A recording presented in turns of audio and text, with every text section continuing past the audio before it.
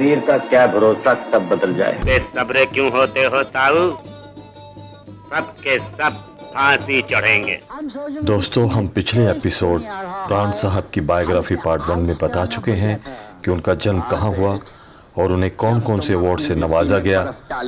आज हम बताएंगे उन घटनाओं के बारे में जिससे एक प्राण जैसी शख्सियत का जन्म हुआ, उन तमाम सारी बातों के बारे में जिसने फिल्म जगत के सुप्रसिद्ध अभिनेता को उभारा और उकेरा। प्राण साहब के पिता श्री किशन सिकंद एक गवर्नमेंट सिविल कॉन्ट्रैक्टर थे। उनकी माताजी का नाम रमेश्वरी था। प्राण साहब अपने 7 भाई बहनों में से एक थे। उनके 4 भाई और 3 बहनें थीं। प्राण साहब के पिताजी का तबादला अक्सर होता रहता था, कभी देहरादून, कभी कपूरथला तो कभी ऊनो, जो उत्तर प्रदेश में है। प्राण साहब की स्कूली शिक्षा मैट्रिक तक है। पढ़ने में तो बहुत इंटेलिजेंट थे प्राण साहब, पर आगे ना पढ़ पाए क्योंकि उनके हाथ फोटो खींचने वाला एक कैमरा जो लग गया था। इश्क होना तो लाजमी था। उसी वक्त उन्होंने फोटोग्राफर बनने की ठानी। इस इलाके में नए आए हो साहब, वरना शेर खां को कौन नहीं जानता। पढ़ाई को वहीं छोड़ वो जुट गए फोटोग्राफर बनने के लिए। ट्रेनिंग भी ली इन्होंने, एक कंपनी ज्वाइन की।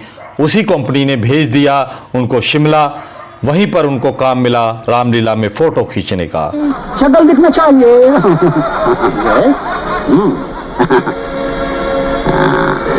बहुत खुश थे वो अपने क्रिएटिव काम से। पर एक दिन अचानक रामलीला में जो सीता बना था वो कलाकार बीमार पड़ गया। उस दिन नहीं आया। सभी चिंतित हो गए, अब क्या करें। उसमें से किसी को प्राण साहब में वो सीता की आभा दिखाई दी। फिर क्या था, सभी लोग पीछे पड़ गए प्राण साहब के और सीता बनाकर ही दम लिया। प्राण साहब ने भी पूरी शिद्दत से सीता का रोल निभाया। दोस्तों, उसी रामलीला में जो राम का रोल निभा रहे थे वो और कोई नहीं बल्कि फिल्म इंडस्ट्री के फेमस एक्टर मदनपुरी साहब ही थे। पर उस इंसिडेंट के बाद बात वहीं समाप्त हो गई और प्राण साहब फोटोग्राफी के काम में जुनून से लग गए। एक समय आया जब उनको लाहौर में ट्रांसफर होकर जाना पड़ा।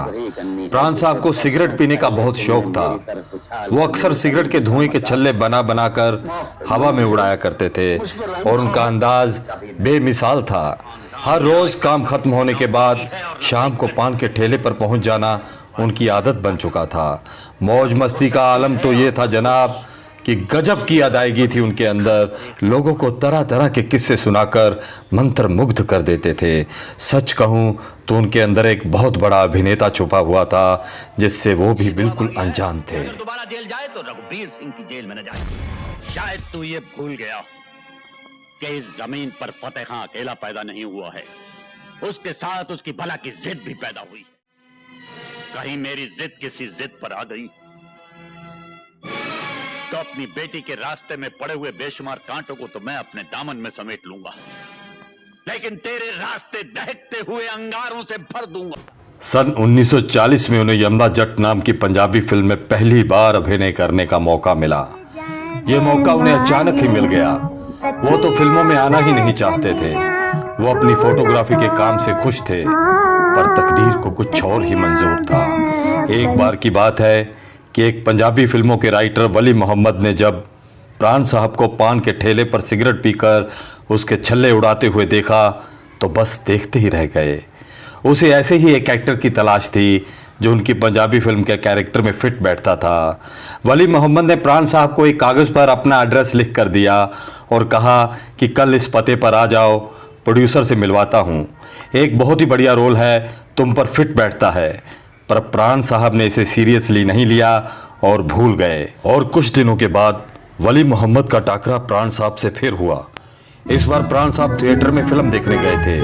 वहीं पर वली मोहम्मद ने उनको देखकर खूब खरी खोटी सुनाई और कहा कि अब दगा मत देना, जरूर आना, हमारी गाड़ी खुद तुम्हें लेने आएगी, अपने घर का पता दो। किसी तरह उन्होंने प्राण साहब को मना लिया और मीटिंग के लिए राजी कर लिया। मीटिंग हुई और उन्हें मेन विलन की भूमिका के लिए साइन कर लिया गया। फिल्म का नाम था यमला जट। ये उनकी पहली फीचर फिल्म थी जिसमें उस पीरियड की फेमस अदाकारा नूरजहां भी काम कर रही थी। फिल्म सुपरहिट रही और प्राण साहब के आगे फिल्मों की लाइन लग गई। आवाज़, अंदाज और तेवर के मालिक प्राण साहब की उपस्थिति इतनी सराही गई कि उन्हें लगातार कई फिल्में मिलीं। लाहौर में उन्हें ज़्यादातर नेगेटिव रोल्स ही मिलते थे, लेकिन पहली बार दलमुख पंचोली ने हिंदी फिल्म खानदान में बतौर हीरो मौका दिया। इस फिल्म में उस पीरियड की मशहूर एक्ट्रेस और सिंगर नूर जहां उनकी हीरोइन बनी थी।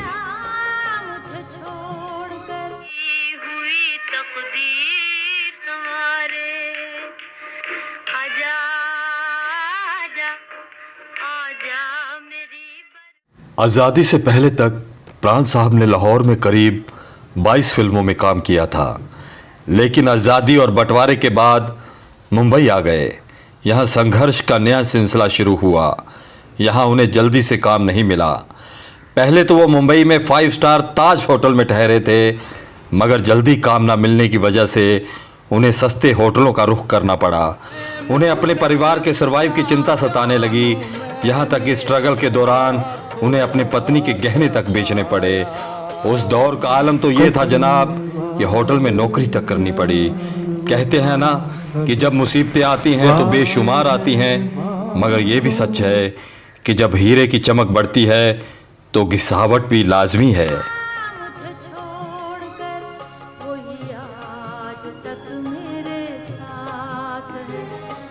सर से पांव तक इतना लोहा पहना दो कि उसके बाद ना तो ये बगावत के लिए सर उठा। पर एक दिन ऐसा आया कि प्राण साहब के दिन बदल गए। उस दौर के फेमस राइटर सदत हसन मंटो, जो प्राण साहब के दोस्त थे, उन्होंने बॉम्बे टाकिस की जिद्दी फिल्म दिलवाने में प्राण साहब की मदद की। पर जिस दिन उनकी बॉम्बे टाकिस में मीटिंग थी, प्राण साहब के पास फूटी कौड़ी तक नहीं थी। यहाँ तक कि लोकल ट्रेन का सफ़र करने के लिए उन्हें बिना टिकट ही जाना पड़ा। प्राण साहब ने अर्ली मॉर्निंग में ट्रेन का सफ़र कर लोकेशन पर पहुंचना ही अक्लमंदी समझी, ताकि वो नहीं चाहते थे कि कोई टिकट चेक कर उन्हें पकड़ ले। ये जिद्दी फिल्म उन्हें 1948 में मिली, जिसके लिए उन्हें 500 रुपये हर महीने पर बात तय हुई। पर प्राण साहब के पास पैसे बिल्कुल नहीं थे, इसलिए उन्होंने 200 रुपये एडवांस मांग लिए ताकि उनके परिवार का सर्वाइव हो सके। फिर क्या था, उन्हें कई फिल्में और मिल गईं। उन्होंने एक कार भी खरीद ली, जिसके बाद उन्हें फिल्मों में नेगेटिव्स रोल मिलने लगे और वो राज कपूर, देवानंद और दिलीप कुमार जैसे हीरो के साथ फिल्मों में नजर आने लगे। उस समय हीरोज तो कई थे, लेकिन खलनायक सिर्फ एक ही रहा, प्राण।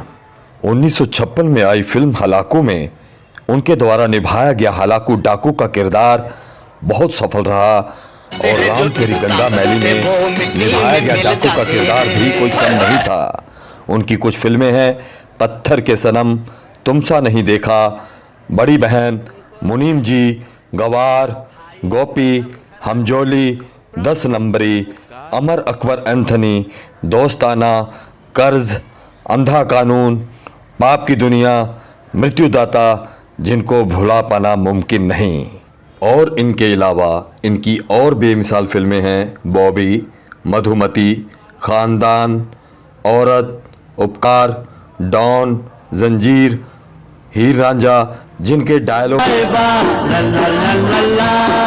दारू की बोतल में साहेब पानी भरता है, फिर न कहना माइकल दारू पी के दंगा करता है। प्राण साहब अपने नेगेटिव रोल्स के लिए इतने फेमस हो गए थे कि हमारे देश में लोगों ने अपने बच्चों का नाम प्राण रखना ही छोड़ दिया था।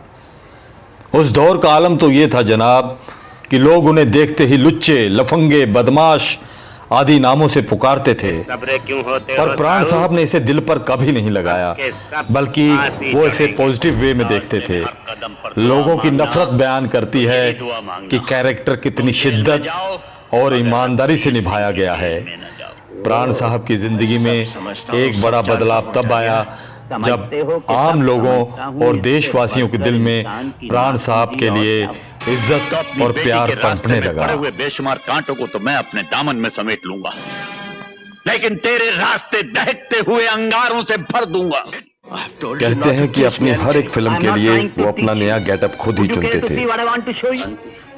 और उस पर खूब मेहनत किया करते थे। परसों पहले एक इंस्पेक्टर ने मुझे ये हर नुकसान फिल्म में पहुंचाया। एक नया लुक देने के लिए मैंने उसका वो सर्वनाश अपना दिमाग लगाते थे। मुझ पर रहम वो खाओ। कैरेक्टर्स में अक्सर डूब जाते थे। रॉबर्ट सेठ, तुम्हारे इस सोने से तुम्हारे ही आदमियों को खरीद कर आज मैं तुम्हारी जगह पहुंच गया और तुम मेरे कदमों में।